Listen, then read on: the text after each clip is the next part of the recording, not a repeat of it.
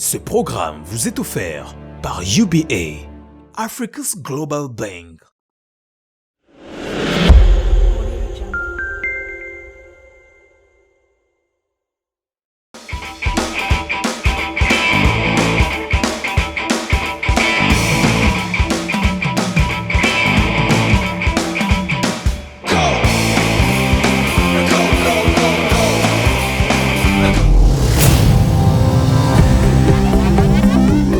Hello and welcome to your program Young and Bold Jeune Audacieux. Training, employment, career, sustainable development, entrepreneurship, innovation. A program which introduces young Cameroonians who stood out in the world of employment. And today we have a woman with a great profile. Her name is Madame Janice AZONG-WARA, and she is a marketing manager, consumer planning and spirit of GUINESS Cameroon. Good afternoon, Madam. Good afternoon, Nabila. It's a pleasure to have you here with us. Mine too. Thank you for having me on this program. You're welcome. Thanks again. So talking about your academic background, you have done all your education in Cameroon. Yes, that's correct. You obtained your GCO level in 1996 at Baptist High School. Our Lady of Lords Our Secondary Lady of School Lords, in Bamenda. yeah. And then your A level at Baptist High School. Yep. And you, in 2002, you obtained your bachelor degree in the University of Boya, where you had a bachelor in law. Yes, that's it. correct. So tell me, at the very beginning of your higher studies, of your high school studies, did you plan on traveling abroad to continue your studies? Or? No, I've never wanted to travel abroad. Seriously? Seriously. Why?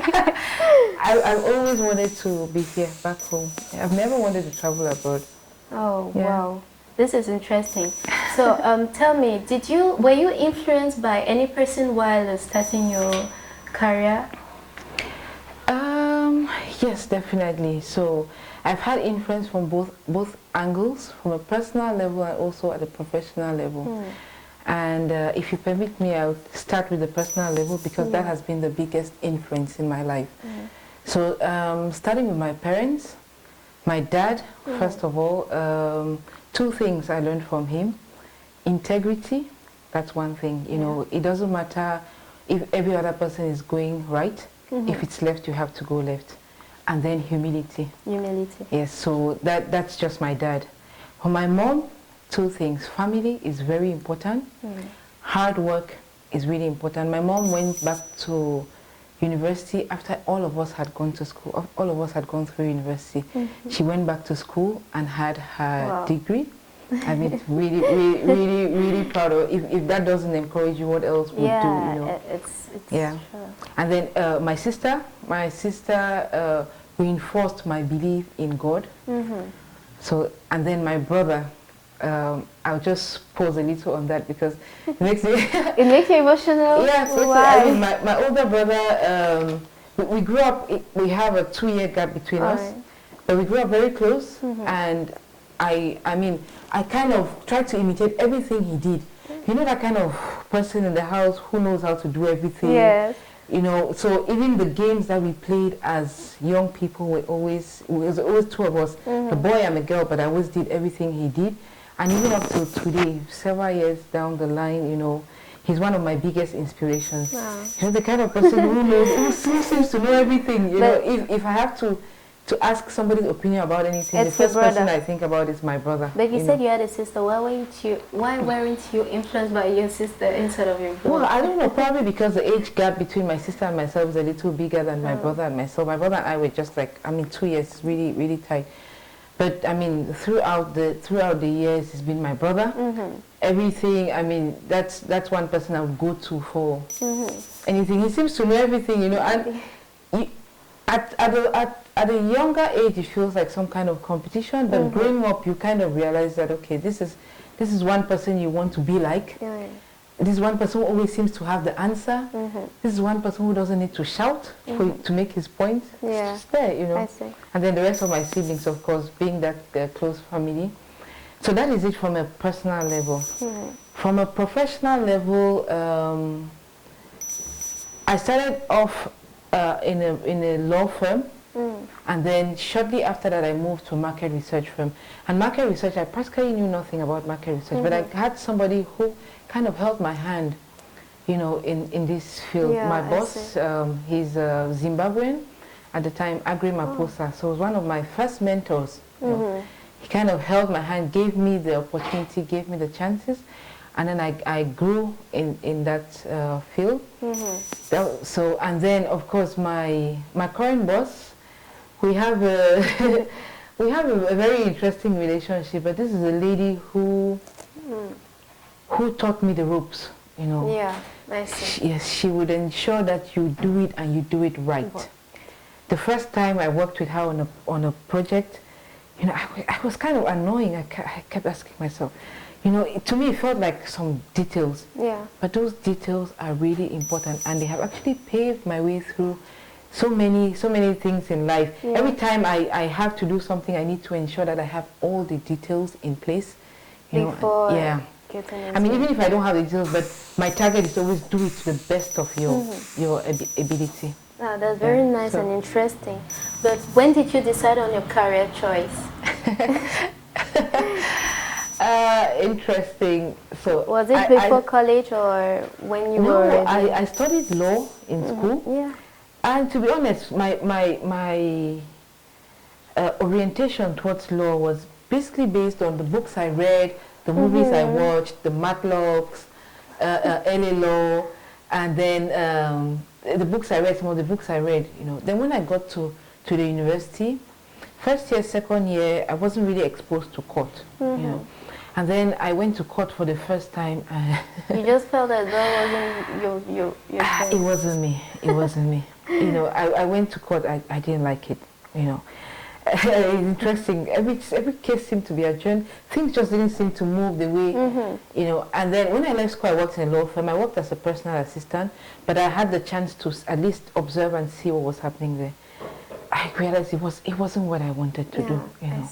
Then I was lucky enough or blessed enough to get a role in a market research firm. And then, you know, it was that kind of aha moment, like, dang, this is what I want, you know. So that's when it made it obvious for you that that's what you wanted to do.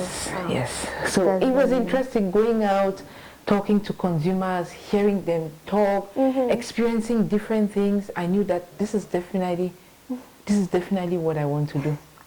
That's very interesting.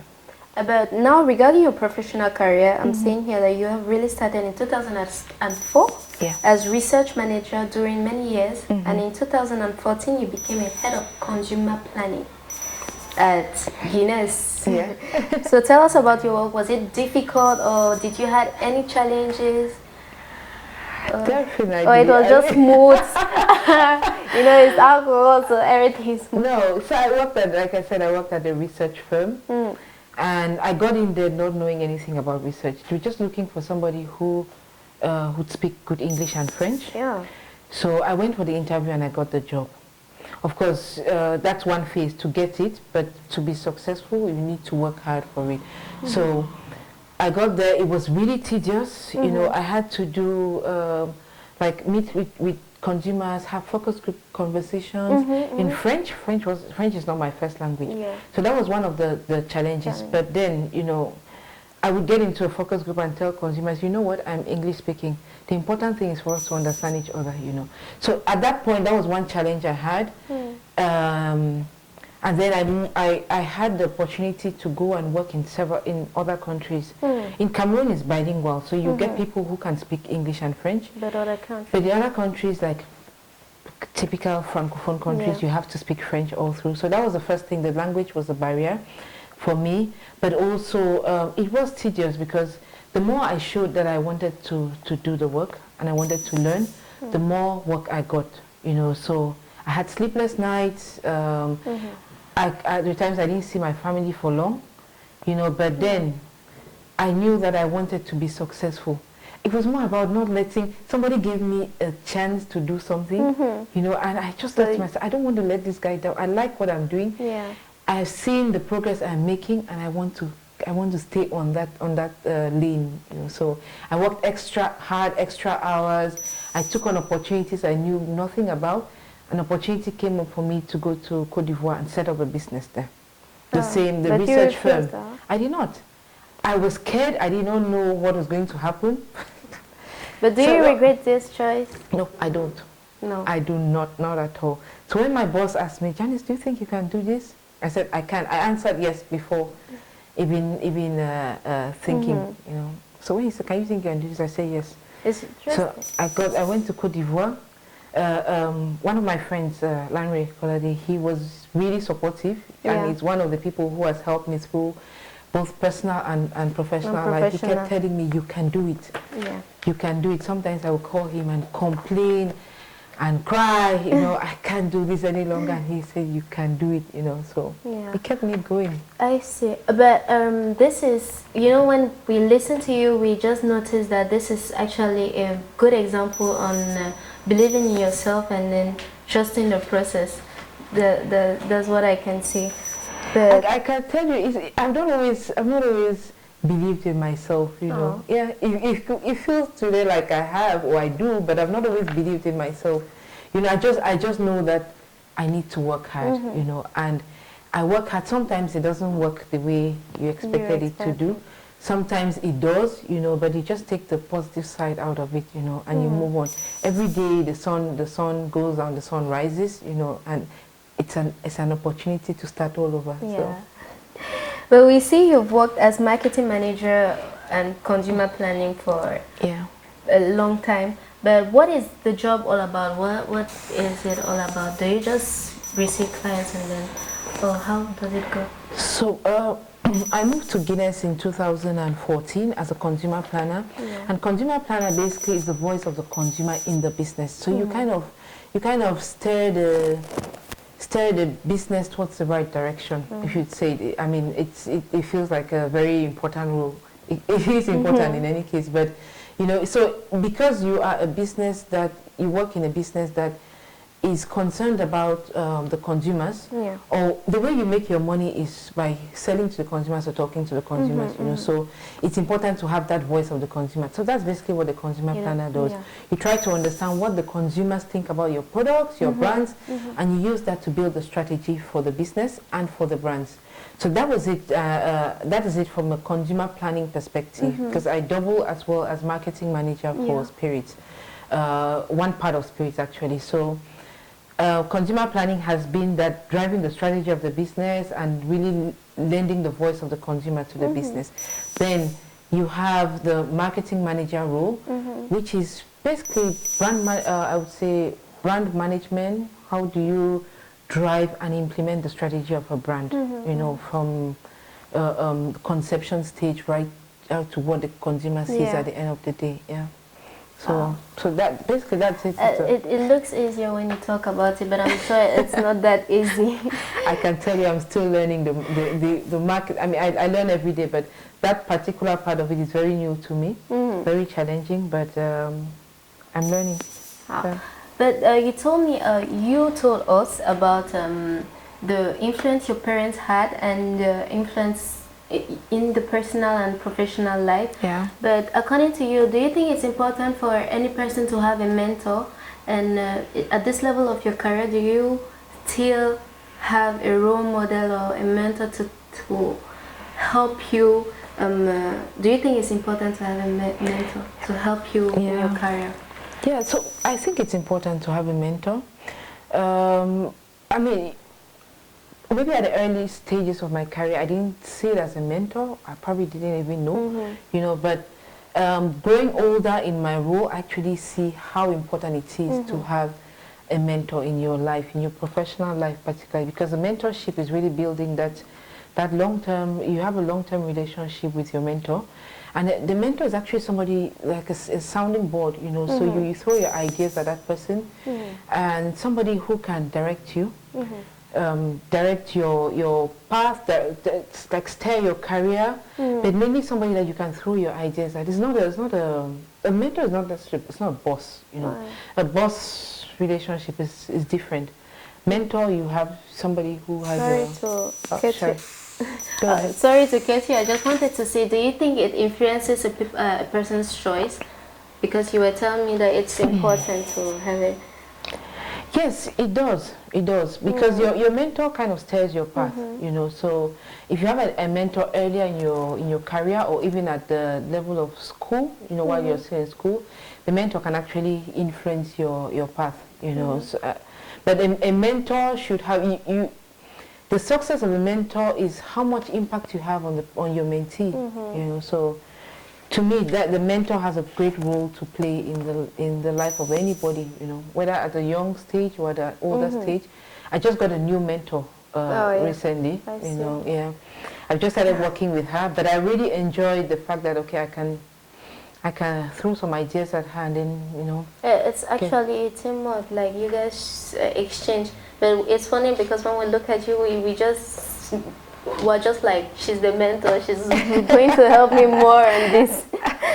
Well, I have mentees as well. All right. Yeah, I actually have more mentees than I have mentors. Yeah, and I just try to impact the people I work with at any level that I can, you know. But it's also a learning process for me, because I have a mentor I'm learning from, and then I try to impact the same on my mentees. Yeah. I see. But as many people nowadays, I think you've had also some difficulties in the professional world. Definitely. Yes. But tell us more about what are your difficulties, because you explained to us that at the beginning it was kind of difficult for the language barrier and all the rest. But right now, what are the difficulties you face in your professional career at this level that you have now? So you have difficulties at, I would say, at every level. Okay, it could be language. Now I'm not so bothered about the language any longer. It just comes out the way it comes out. You know, I think I'm more comfortable on that sphere. But every job or every new role is a learning process. You know, today I try to. I have two objectives. How do I my former role that I've done for the past 5 years, what added advantage or what extra thing can I bring to that role? You know, so every day I have to think about what are those, how differently can I do this? Now I have a new role that I don't know very much about. So every day is a learning process. Sometimes I just don't even want to wake up from my bed. You know, is it the process? Sometimes that are challenging. The fact that you don't know some things will always be challenging for you. You know, if I have to do a campaign, there's a process. You know, I do master all of those processes. So sometimes I have to ask people. It delays the work. I could get a bit frustrated, you know, because I want things to go fast. My work is delayed. I'm usually the kind of person who likes to be on time. And then when things don't go as planned, I get really frustrated. There's also the challenges you have at a level of leadership. Being a leader, showing the right example, ensuring that you're not forcing your style on the people that you lead, but actually ensuring that you can hold their hand, give them the freedom to succeed, you know, but doing it in the right way. I'm very, I would say maybe a perfectionist. I like things done in a particular way, but I'm learning as well to understand that, okay, I have to give other people the chance to do it their own way, you know, so long as we're getting the results. It's preferable like this, because you know that at the moment you guys can teach each other. But thank you, Madam Janice AZONG-WARA. Now we will take a little break for the HR Minute, a session in which a human resource manager... Bienvenue à la Minute RH. Aujourd'hui, nous allons vous donner quelques astuces pour vous aider à vous préparer à un entretien d'embauche. Vous avez déjà fait bonne impression grâce à votre CV qui a retenu l'attention du recruteur. Alors, comment faire pour bien se préparer pour un entretien? Ce que vous deviez savoir en premier, c'est que lors d'un entretien, on vous juge à 55% sur votre apparence, on vous juge à 38% sur votre gestuelle et on vous juge à 7% sur vos propos. Alors, préparez-vous bien. Avant d'aller à l'entretien, cherchez une tenue qui vous mette à votre avantage. Faites confiance à vous-même. Soyez propre. Et si l'entreprise pour laquelle vous postulez a un code vestimentaire, essayez de vous habiller comme le veut le code vestimentaire de cette entreprise. Et ça permet au recruteur de voir votre implication pour le poste. La deuxième chose que vous devez faire, c'est de travailler votre gestuelle. Lorsque vous êtes en entretien, essayez d'adopter la bonne posture. Asseyez-vous de manière droite. Travaillez l'intonation de votre voix. Votre expression faciale, ça compte pour le recruteur. Alors, essayez d'avoir la bonne expression. Autre chose à faire également pendant que vous êtes en entretien, c'est de rester calme. Ne vous énervez pas lorsqu'on vous pose par exemple une question, on veut savoir quels sont vos points forts. Vous ne devez pas vous énerver parce que le recruteur cherche à tirer le meilleur de vous-même. Il cherche à savoir en quoi est-ce que ces qualités peuvent avoir un impact sur votre poste, dans le poste que vous souhaitez prendre dans l'avenir. Autre chose également, ne posez pas des questions dont vous avez vous-même la réponse. Parce qu'avant de venir en entretien, le B.A.B.A. c'est de se renseigner sur l'entreprise et de savoir qu'est-ce que cette entreprise fait. Donc on présume que vous avez déjà la réponse à ces questions avant de vous présenter. Et si on ne vous pose pas de questions sur la rémunération, n'allez pas vers ce sujet. Il y aura sûrement une autre plateforme où on va discuter des conditions salariales avec vous. Alors ne posez pas de questions sur la rémunération. Et n'oubliez pas, on n'a jamais une seconde chance de faire une bonne impression. Préparez-vous bien pour votre entretien et je vous souhaite une bonne chance. Bangando. Salut mes Bangando. As-tu déjà rencontré Léo, mon banquier virtuel? Après avoir fait ton nyama, tu peux lui confier la gestion de tes opérations.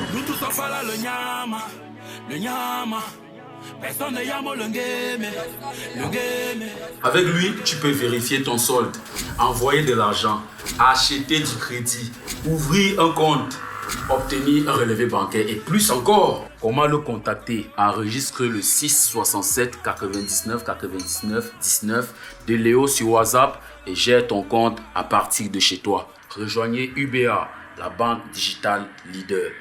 Zegele bang bang bang bang.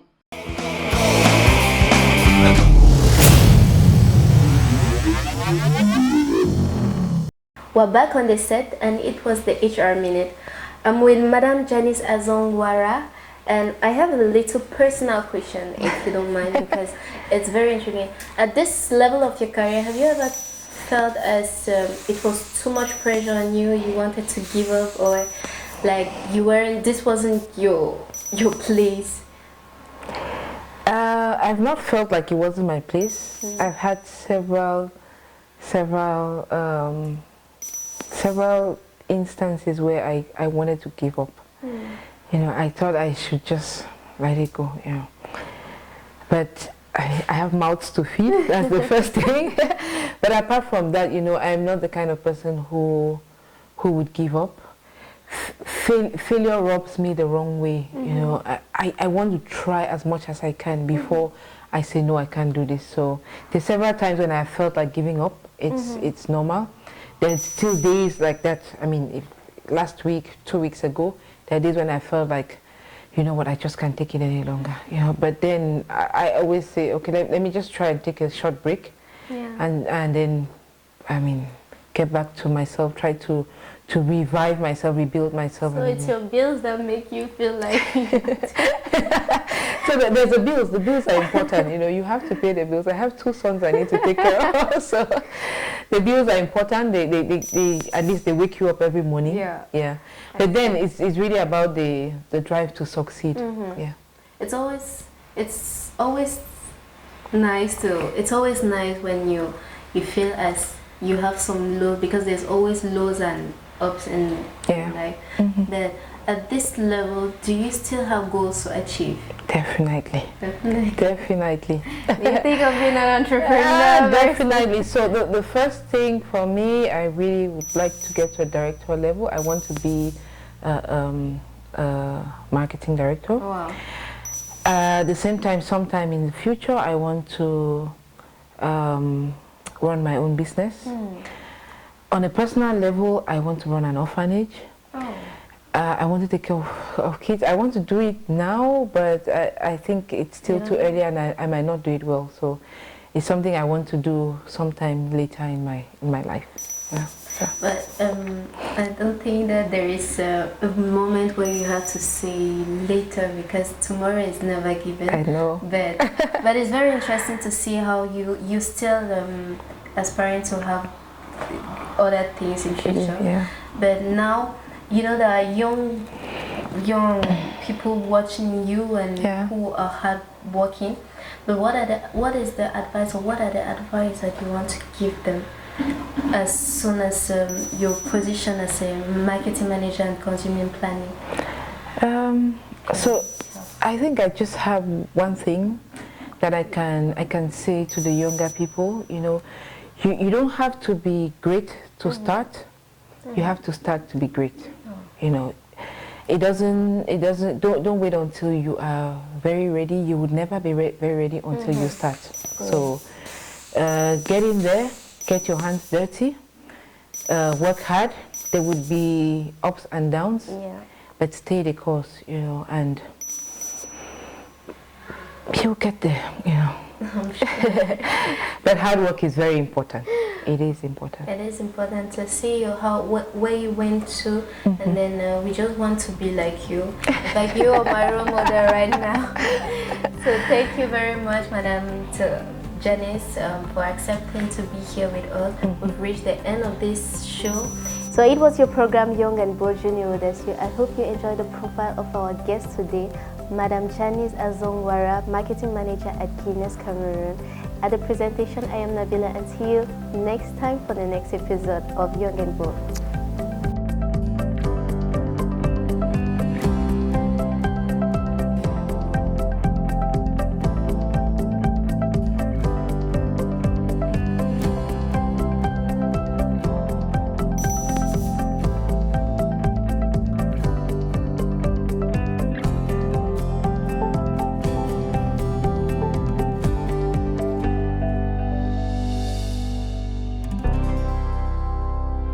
Ce programme vous était offert par UBA, Africa's Global Bank.